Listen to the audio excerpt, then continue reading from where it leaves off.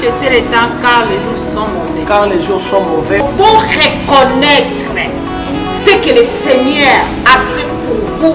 Donc, il y a moins de le Canada désert, mais tout bima kato sirmotaka, c'est parce que tu as Yesu.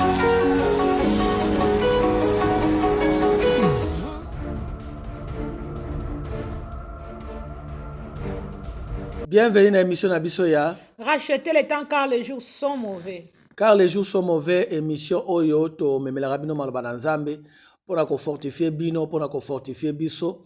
Nous disons toujours, nous ne sommes pas si spécial, mais toujours partager malbana nzambe pour na biso, pour na tia pour na bino. Alors, avato banda, toko bondela. Nzambe, to recommander momo na maboko na yo. Lekali boso na biso Seigneur na nyoso. To sengi nzambe mingongo ezala ya biso me malobe ezala ya yo. Pesa moko muntu moko patience ebandeti na suka pendant 20 minutes oyo na kombo na Yesu Masiya to bonde to lobi. Amen. Amen. Kobosa te ko liker, kobosa te ko s'abonner, kobosa te ko partager surtout. Et puis ça na patience parce na suka to reçoit quelques 3-4 minutes to deux requêtes ou 3 requêtes ya prière ou to ko prier ensemble.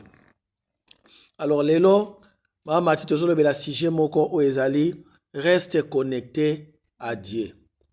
Donc tikala connecté et pai na Nzambe. Sujet tozolo bela ngo pourquoi parce que mbala mingi ezalaka tango décembre komi batu bazui makasi batu bakomi ko prier mutu yo saza concentré pai na Nzambe mais soka ka fete yango eleki ekomi lokola ekomi lokola eloko ya grave na bande kozela esi eleki moto mona moto azongi na habitude na ye ya kala via prière intense crainte de Dieu intense oyo a manifestaki na décembre abungisi yango azongeli vi na ye comme d'habitude loba no mamati comme d'habitude pasteur ezana bana Nzambe belé tozalaka mingi na koloba nini pression wana il faut na kota. Donc ce qui fait ça c'est qu'il faut na télé ma peine bando prier. Donc ezalo kola alliance mona sali lango ka pona kote la. Omoni donc nazo prier pona kota. Mais tongo komi na kati sa koti donc etikali sous eloko monte connexion ou bien alliance azaki nango et comme déjà et c'est à ça le liango. Ozomona omona énergie zali pourquoi parce que azana posa akota na ne 2000 mbula ya sika. Énergie za parce que nazana posa na simbe loko moko boy. Alors donc to koti na mbula ya sika parce que to mona ka réaction mingi za cannabis batu ou bien na batu en général. On a pression ezaki na fin de l'année. Yango na ta ko donc ça côté ça quoi na côté déjà. Na ça sko makamususu. Alors to tanga na verset moko to tanga na Exode chapitre 32 verset à partir à verset 3. Na ozonga à partir à verset 3. Exode 32 Nous allons partir à verset 3. Et tous ôtèrent leurs anneaux d'or qui étaient à leurs oreilles et leur apportèrent à Aaron. Il les reçut de leurs mains, jeta l'or dans un moule et fit un veau en fonte. Et ils dirent, Israël, voici ton Dieu, qui t'a fait sortir du pays d'Égypte.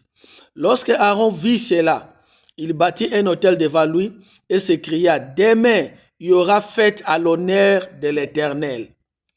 Le lendemain, ils se levèrent de bon matin et ils offrirent des holocaustes et des sacrifices d'action de grâce. Le peuple s'assit pour manger et pour boire, puis ils se levèrent pour se divertir ou pour se distraire. Alors, Mama dit moni awa, bana Israël, basaina nu vodor. Mutasale angoye moko Aaron. Et tango a remarqué que na sa eloko moko a moni action et salami a gangi alobi lobi tokoza na fête na honneur ya éternel. Lobi toko offrir pa ina Nzambe. A sali pe hôtel pona tina na Nzambe, bilobi ba yepe ba sacrifier na bango na hôtel wana. Holocauste na offrande d'action de grâce. Ça dit dire à Dieu merci. Nzambe merci pour na nyonso ba offrir holocauste lokola ba be yango susu offrande de paix sacrifice ya kimia mpona koluka kimia na nzambe. Alors offrir sacrifice ya paix na nzambe et puis offrir sacrifice ya action de grâce kwa ba remercier nzambe mpona kimia wana. To basisi cérémonie wana bilo bake balie bameli bazongeli distraction. Ba vivre ndenge nini? Ba vivre na vaudor, distraction à vaudor, ba ye ba honorer nzambe, ba pesier sacrifice ya paix, peace offering ndenge angla benyango offrande de paix. Offrande de paix so kwa to sali yo mabe nzambe limbisa biso te koluka kimia. Ba pesi offrande de paix. To ba se pesa offrande de paix, ba reconnaître que non en tout cas nzamba limbisi biso. Ba zu offrande d'action de grâce, ba pesi nzambe. To ba se opesa nzamba offrande d'action de grâce abia to yebi ke danger za susute. Ba lié ba meli ba zongeli distraction. Ndenge tozolo ba awa bato ebele donc atambola ki biente et comme na décembre a koti jene prier pour na kopesa nze koluka kimia na nzambe koluko api a remercier nzambe tant akoti na le 1er janvier na église bato so bagangi alléluia merci Seigneur au koti singa ezoko ba pesi ko offrande ya action de grâce tant basilisi na minute oyo oya melaka masanga azongeli oya salaka bo azongeli me yango na nzamba lingite mama ti événement oyo loba na onano. Pasteur omoni bango ba comprendre que basali acte o Aaron sali acte o ya malamu te. Ya vaudore. Azongi pa ina nzambe. Nzamba na peuple na nzamba yambi bango. Simana yango bazui action offrande à pardon basengi. Bazui action de grâce bapesi et na simana yango to aussi ba comprendre que ça limbisi biso bazonge et donc quoi to lukaka ye kaka tant to sentir que to za na danger. Parce que ba ye tong ba comprendre que baza na danger, nzamba secourir bango alimbisi bango. Ba zongi na bango lisusu kokende kosalela oyo nzamba zaka contre yango. Ndenge moko pesa ebele ba yebi ke to koti na année à sika. Omo na concentration ezaki nde mususu pasteur. Pourquoi? Parce que toza na fin de l'année, to lingi nzamba batela libota na biso to mona ba sujet nyonso to pesaki. Nzamba batela biso na mabota na biso to kokota, nzambe sunga ba na biso to bondeli ndenge moko pe Aaron asalaki. Asalaki acte ya malamu. Aya qui est pas in ensemble. Tu comprends que papa toza ba pécheur. Tu reconnaître ça yo to kokelo côté. On to yena présence no limbisa. Nde Aaron salaki na batu na ye. Ba comprendre que ba salelo ka mabe. Nzambe pas limbisi bango. Gravité nango eza wapi pasteur. Donc si ba comprendre que limbisi bango, ba tourner na bango ba zongeli biloko oyo. Nzamba lingaka te. Nzamba lingaka te. Yango moto Moïse ya kuti bango ngo Moïse asiliki Moïse akwa ko yape tango basilisi nzamba sepsi Moïse abi kita peuple no se corrompre. Tango Moïse ya kuti bango bazo bina baza ko se divertir. Et pourtant ba uti ko senga pardon or na bango mokaka bango pa comme to sengi nzambe pardon to pesi action de grâce to panza to buka ngombe wana to salaki to zonga bana malamu to continuer siko na kobanga nzambe non bazongeli distraction après wana ti Moïse ya moni bango pesi kanda buki di commandement biobi basali vaudor après basali hôtel pour nzambe ba offrir peace offerings c'est-à-dire offrande de la paix ya babe yango offrande ya culpabilité to salaki mabe to offrir offrande ya paix. Alors tant aussi offrande de la paix ba offrir offrande ya action de grâce merci nzambe olimbisi biso tangu basilisi bake balie bameli bakoti na divertissement bakoti na distraction bien aimé nzambe amonaki yo tango amonaki nga tango to bande ko bonde nzambe batela biso na suka la mbula oyo nyonso tosalaki ya mabe ya malamu te na année 2025 limbisa biso yoka mawa nzambe amonaki pe biso tango pasteur atelemaki liboso alobi etikali 2 secondes 3 etikali 5 secondes 4 3 2 1 2026 amonaki yo tango pesi action de grâce Yamaloba. Nzambe merci papa. Merci au koti singa. Na koti na mawana yo. O bateli biso. Alléluia. Na koti 2025.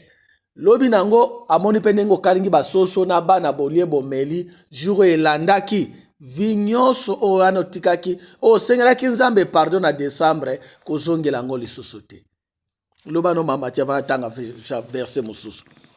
ntango so okoti osisi décembre vi nyonso oyo ozalaki nango ya concentration ya mabondeli obi te nzambe azelanga su na décembre oyo eza ya so nakomi su pembe na décembre na oluka ye paster nzambe na biso alobi na biso boye si vous êtes fidèle à des petites choses nzambe akoconfie biso ba grande chose ntango kaka toza reconnaissant à d'autres termes na makambo oyo azosalela biso nzambe bamesana na ye te bien aimé ke ndenge naza wana telemisi ye kaka wana donc aozelanga su ntina na décembre ntango na okóma su penepene totala a tomona so tolandi tomoni suka ya Aaron nzambe bamesana na ye te bien aimé ke énergie mona azalaki nango ezalaki mpo na novembre décembre na kota ndesi na koti janvier boye nazelisa nzambe nazele susu na novembre décembre ya 2026 oyo nde nakozwa susu énergie naluki ye bien aimé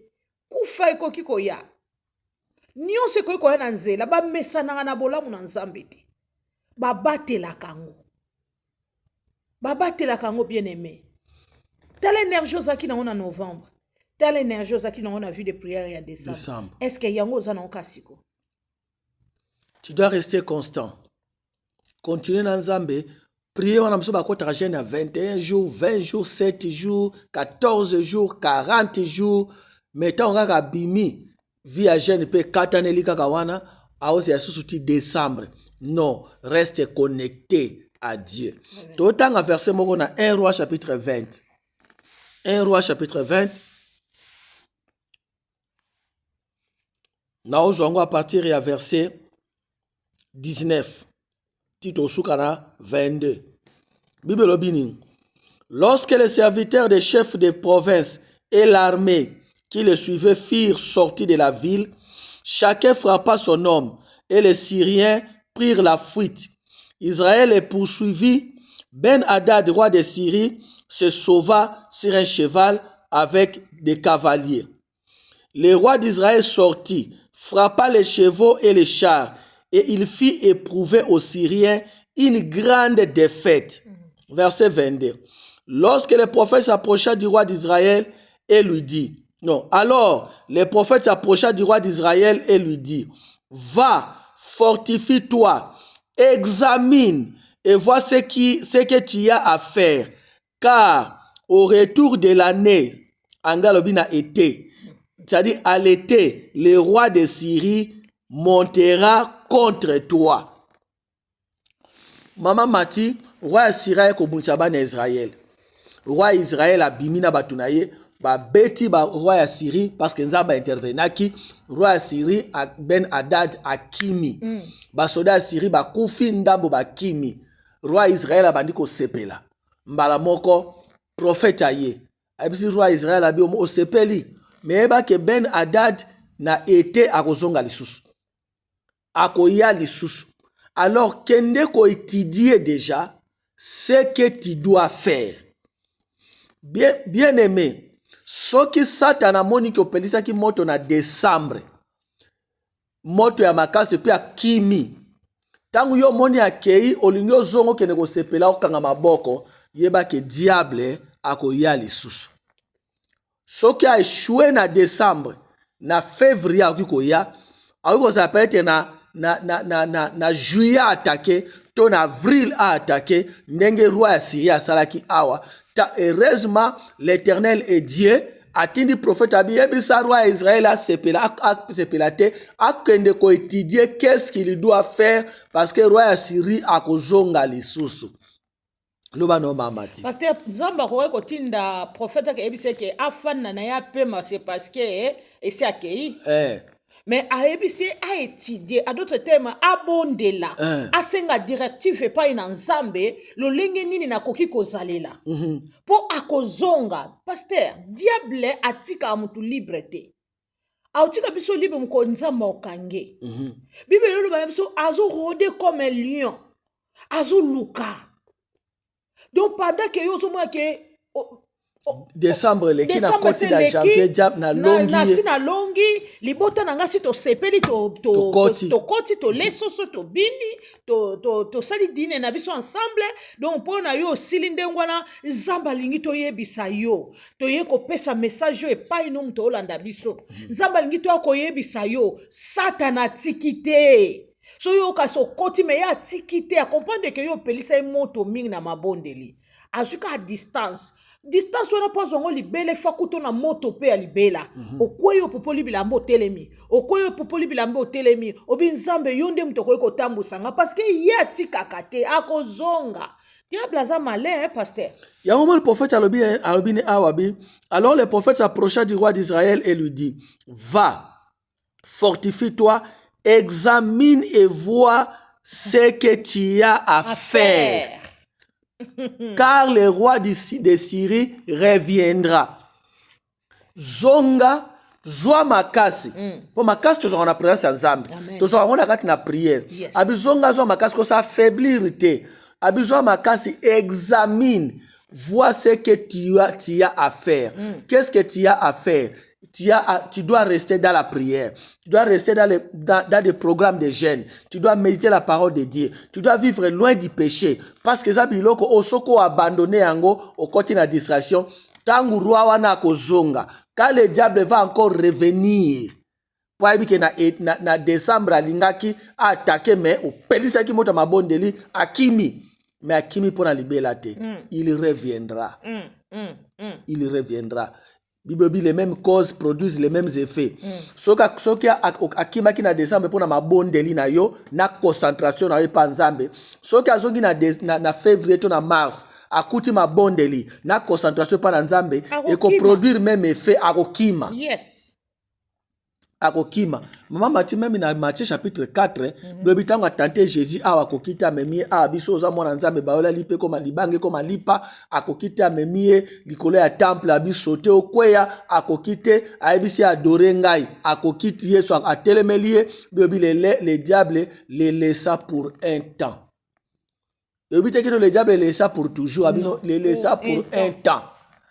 C'est-à-dire tike kana tawana po lukandeni ni akozonga lisusu.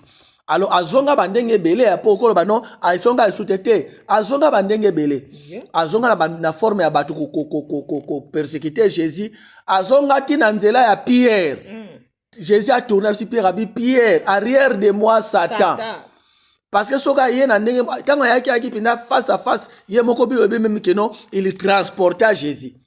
Mais tant que moi na système on est simbité à l'ukisko système sous abitika na yi atana nzela ya Pierre na ko tata na sima Pierre ndenge diable ngaka opérer na décembre a gagné ye tant ko ya na mars ko ya ndenge mususu anga so ya ndenge ya na décembre ki na décembre te anga peti na mutu moko boye aya na problème na ndenge mususu ko yeba te po Jésus a pe ko tourner abi ako baka Pierre mutaoloba. Mais tant à tourner avant le Pierre abi arrière de moi Satan. Parce que le diable a changé de stratégie. Yango Bible bi na bisoa fortifie-toi, examine et vois ce que tu as à faire parce qu'à kozonga loba na mama. Akozonga pasteur. Mais tant azonga kazonga te po sekiso. Azonga po a dévorer. Parce qu'il y a lukana na ko bebisa. Akozonga.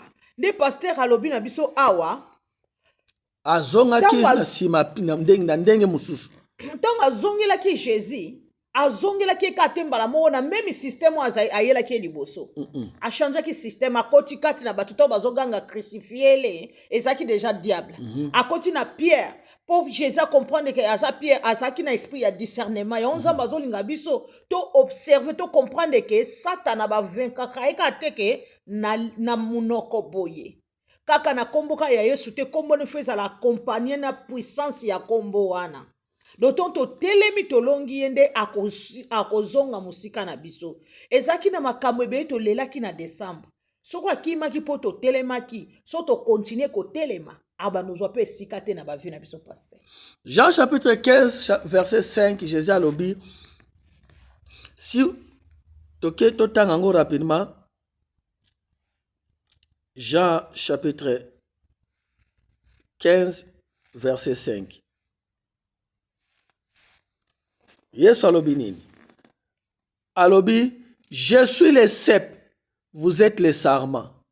Celui qui demeure en moi et moi en lui, et celui qui demeure en moi et en qui je demeure porte beaucoup de fruits. Car sans moi, vous ne pouvez rien faire. Rien faire, le bosson de diable. Maman m'a dit, aucune connaissance académique a la capacité yako sala ki olonga Satan. Non, pasteur. Ta connaissance académique ego pesa o équation à des ego pesa réponse à équation à des inconnus likola papier. Connaissance na académique ego pesa yo équation ndenge na ko sala eloko boy. Mais ce que diable a koti na kati bien aimé okuta penaka bakata na professeur atangi sabato afai na kita sala AVC atengama. Pour diable à côté. Demeurez na Yesu. Paul a bien abandonné, vous couriez bien. Mais qui vous a dit de vous arrêter? Abandonné qui m'a bien. Nani a ebisa ki bino botelema. Bien aimé na décembre décolla qui bien. Prière 40 jours, 21 jours. Côté le matin. Continuez na lire wana. To comme na biso na suka tongi to so atana biso nyonso quelques minutes yako bondela. Diable azali chasseur des paroles de Dieu. Alors quand ba lirubani nzamba lobaki pa ya la vie na wasa le contraire. Ndenge so abaki bo demeurer na ngai sino bo kokelo ko moko te diable ko linga ko sa ko demeurer na Yesu te, o demeurer na distraction. Yango na ngai to prier. Regrette absolument to bondela. O ba nzambe na demeurer. Na visiter te mais na demeurer na yo. Psaume 91, le binabiso, celui qui demeure dans l'abri du Très-Haut repose à l'ombre du Tout-Puissant. Ce n'est pas celui qui visite l'abri du Très-Haut, celui qui demeure. Celui qui demeure. Banako bono banzambe, présence na yo est la demeure nangai. Présence na yo est la demeure nangai na se détacher. To bonde na kombo na Yesu Masia. Nzambe na eko bonde na kombo na Yesu Masia. Nzambe olobi na maloba na Yesu na Jean 15:5. Si ceux qui vont demeurer na ngai, ngape na demeurer na kati na bino parce que vous demeurer parce que sans moi vous ne pouvez rien. Seigneur to demeurer, to ça va visiter te. Ndenge Psaume 91 olobi na biso, celui qui demeure dans l'abri du Très-Haut repose à l'ombre du Tout-Puissant. Nzambe tika présence na yo, ezala demeure na biso. To ya ko visiter ka yo te meto demeurer. To se détacher te na kombo na Yesu Masia. Yo nzambe na bikamwa, yo nzambe na ilonga. Yo nzambe munene. Au nom de Jésus. To pondeli Seigneur. Na kombo na Yesu Masia. Prophète Ayabisi roi Israël. Alobi fortifie-toi. Va et tu dis et vois ce que tu as à faire. Na mbula oyo. Et Seigneur kaka nzamba révéler ce que tu as à faire. Et si quand ni diable akoya na dimension nini pose na sécurité il faut nzamba révéler yo. Ota muto atambola kati na révélation. Okozonga na prière. Loba nzambe tambola na ngai. Révèle-moi ce que j'ai à faire. Ne Seigneur na sala nini na tango nini. To bonde na kombo na Yesu Masia. Nzambe na eko bonde la papa. Lobi na roi Israël, va fortifie-toi et tu dis examine ce que tu as à faire. Nzambe na bonde li papa na mbula oyo 2026 nzambe. Étape par étape, mois par mois, révèle-moi ce que je dois faire. Révèle-moi ce que je dois faire. Na sengi secours na yo. Na sengi Seigneur, révèle-moi ce que je dois faire. Révèle-moi, révèle à ton peuple ce qu'il doit faire. Au nom de Jésus, aux azambe na bitam, aux azambe ne longa. Requête na biso ya suka pona lelo. Yesu Masia, Satan lobi na Yesu, alobi, Bible lobi, le diable le laissa pour un temps. Mais à zonga ki susu, moko ya kozonga ya Satana, il est revenu en pierre. Moko Yesu a détecté ye.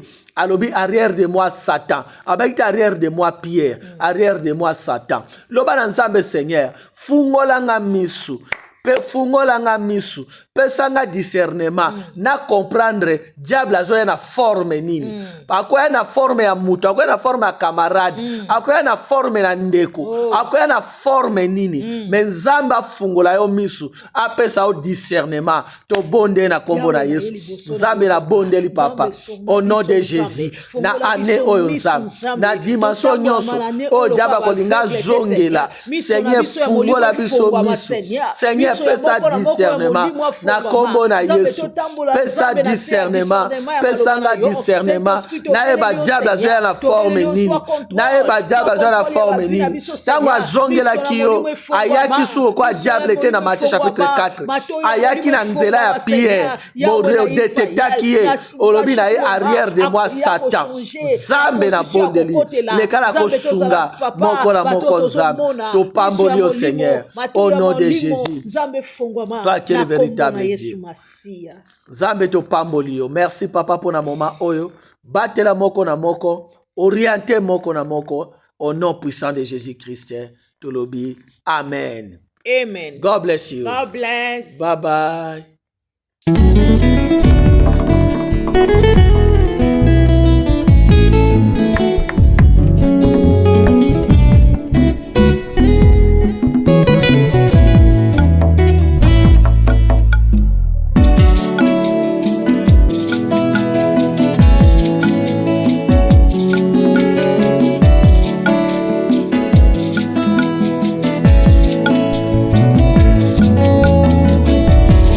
Ma Bible dit, tu es le chemin, tu es la vie, tu es la vérité.